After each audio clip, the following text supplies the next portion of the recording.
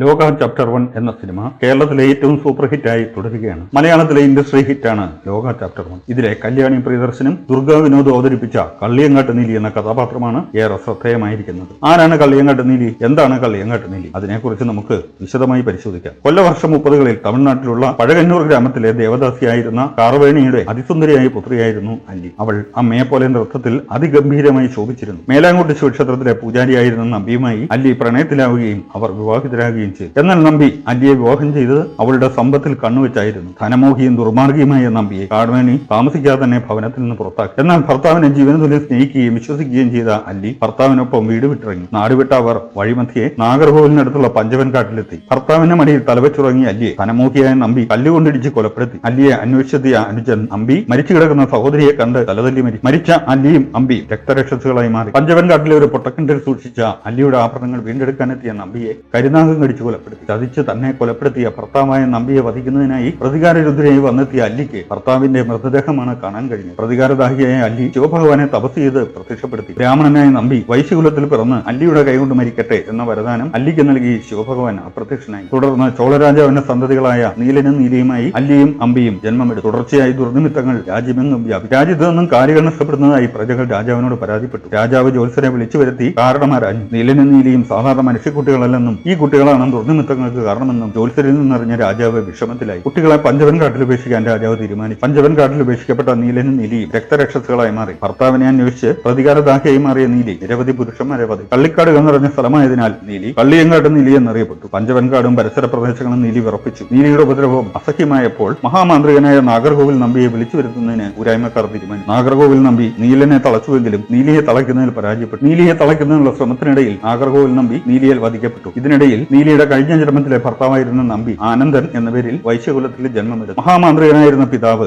മകൻ ആനന്ദൻ യക്ഷിയുടെ കൈകളാൽ മരണപ്പെടുമെന്ന് മനസ്സിലാക്കിയിരുന്നു. മകന്റെ രക്ഷയ്ക്കായി പിതാവ് മാന്ത്രികയിലസും 3 ഉപദേശങ്ങളും നൽകി. 4 കൂടുന്ന കവലയിൽ രാത്രി പോകരുതെന്നും ചുണ്ണാമ്പ് ചോദിച്ചാൽ കൊടുക്കരുതെന്നും വിളിച്ചാൽ തിരിഞ്ഞു നോക്കരുതെന്നും ഉപദേശിച്ചു. യുവാവായ ആനന്ദൻ പഞ്ചവൻകാട് വഴി മുസിരിസിലേക്ക് വളക്കച്ചവടത്തിനായി പോകുന്ന വഴി അതിസുന്ദരിയായി മാറിയ നീലി വളകൾ ചോദിച്ചു. വളകൾ കൈകളിൽ അണിയിച്ച ആനന്ദനോട് ചുണ്ണാമ്പ് ചോദിച്ചു. നീലി പരിഭ്രമിച്ച് ചുണ്ണാമ്പ് നീട്ടിയ കൈകളിൽ നീലി കടന്നു പിടിച്ചെങ്കിലും മാന്ത്രികയിലസിന് ശക്തിയാൽ നീലി കൈകൾ പിൻവലിച്ചു. ജീവനും കൊണ്ട് ഓടി രക്ഷപ്പെട്ട ആനന്ദൻ സമീപ ഗ്രാമമായ പഴകന്നൂർ ഗ്രാമത്തിലെത്തി അഭയം ഉപതയായ നീലി ഒരു കള്ളിച്ചെടി പറിച്ചെടുത്ത് അതിനെ ഒരു കുട്ടിയാക്കി മാറ്റി സ്ത്രീവേഷത്തിൽ പഴകന്നൂർ ഗ്രാമത്തിലെത്തി. ഭർത്താവായ ആനന്ദൻ തന്നെയും കുട്ടിയെ ഉപേക്ഷിച്ചു പോയതാണെന്നും ഭർത്താവിനെ തിരികെ തരണമെന്നും ഗ്രാമത്തിലെ ഊരായ്മക്കാരോട് അപേക്ഷിച്ചു. വന്നിരിക്കുന്ന യക്ഷിയാണെന്നും തന്നെ രക്ഷിക്കണമെന്നും ആനന്ദൻ യാചിച്ചെങ്കിലും കുട്ടി കൃത്യമായി ആനന്ദന്റെ മടിയിൽ ചെന്നിരുന്നതിനാൽ ഊരായ്മക്കാർ അത് വിശ്വസിച്ചില്ല. നീലിയെ വിശ്വസിച്ച അവർ നീലിയും കുട്ടിയെയും ആനന്ദനൊപ്പം ഒരു ഭവനത്തിലടച്ച് കാവൽ നിന്നു. മാന്ത്രികയിലസ് നഷ്ടപ്പെട്ടതറിഞ്ഞ് നിലവിളിച്ച ആനന്ദനോട് തങ്ങൾ പുറത്ത് കാവലുണ്ടെന്നും ഭയപ്പെടേണ്ടെന്നും ആനന്ദൻ മരിച്ചാൽ തങ്ങൾ മരിക്കുമെന്ന് ശപഥം ചെയ്തിട്ടുണ്ടെന്നും ആനന്ദനെ ആശ്വസിച്ചു. ഭവനത്തിലെ സംസാരം ശ്രദ്ധിച്ച കാവൽക്കാർക്ക് നീലിയുടെ താരാട്ടുപാട്ടും പ്രണയ സംഭാഷണങ്ങളുമാണ് കേൾക്കാൻ സാധിച്ചത്. എന്നാൽ രക്തരക്ഷസായി മാറിയ നീലി ആനന്ദനെ കൊന്ന് രക്തം കുടിച്ച് കുടൽമാല കഴുത്തിലിട്ടു. കാവൽക്കാരെയും ഊരായ്മക്കാരെയും വധിച്ച നീലി ആനന്ദന്റെ ഗർഭിണിയായ